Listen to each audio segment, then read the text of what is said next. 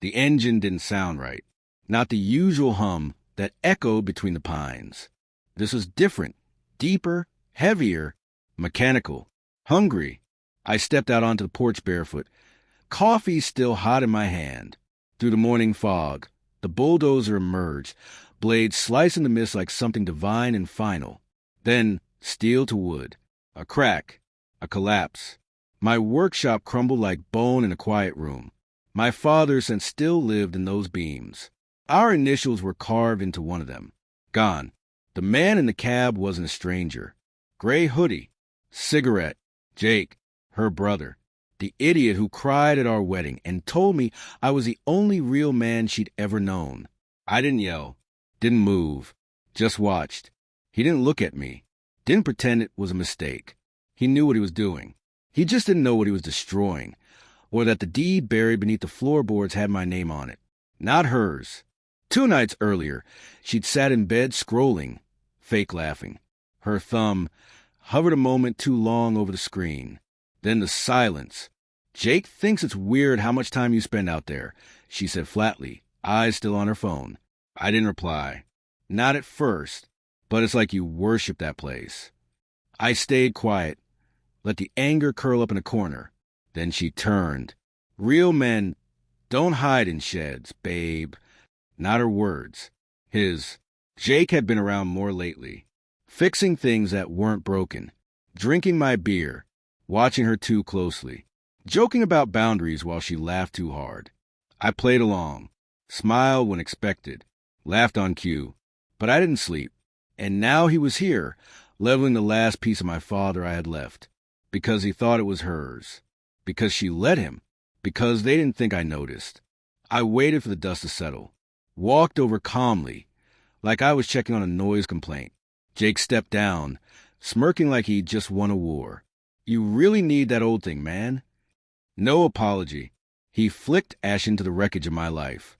I said nothing, just reached into the rubble, pulled out the old fireproof lockbox he missed, and walked away. That night, while she showered, I pulled everything: deeds, camera footage, GPS logs, joint account transfers. Footage showed him 2 days earlier, measuring the workshop, her beside him, arms crossed, nodding. She paid him. They planned this. They thought I was asleep. They thought the land defaulted to her. They thought wrong. The deed was filed 5 years ago. Notarized. Sole ownership. She never even looked. Within 48 hours, I filed a lawsuit. Destruction of property. Trespassing. Malicious intent. Full restitution. Jake went quiet, then panicked. Claimed I'd lied. She called 4 times. I answered the 5th. You're seriously doing this? Silence. You trapped us. I finally spoke. You weren't trapped. You just never thought I was watching. Click. That evening, I mailed them 1 envelope. Inside, a copy of the deed, trail cam footage, bank transfer records, and a sticky note. Real men don't hide in sheds. They build legacies in them. The court took 10 minutes. Jake tried to cry poor, cited emotional distress. Didn't matter. He used company equipment. No permits. No zoning clearance. Bankruptcy was his only out. She came to the hearing, sat 2 rows back. I never turned. When it ended, I walked past her. She whispered my name. I paused, not a look, just to let the silence land. Then I walked on. That night, I stood at the ruins, whined through the trees. Quiet so deep it touched the bone.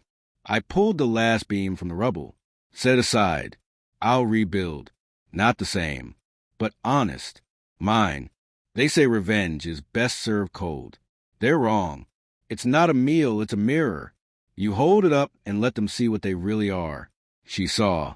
He did too. Now when they think of me, they don't see the quiet man in the shed. They see the one who waited, watched, and let them believe they'd won. Until the ground gave out from under them. They thought I was weak. I was just silent. That was their mistake. And my weapon. Final line. I didn't burn it down. I let them light the match and watched them choke on the smoke.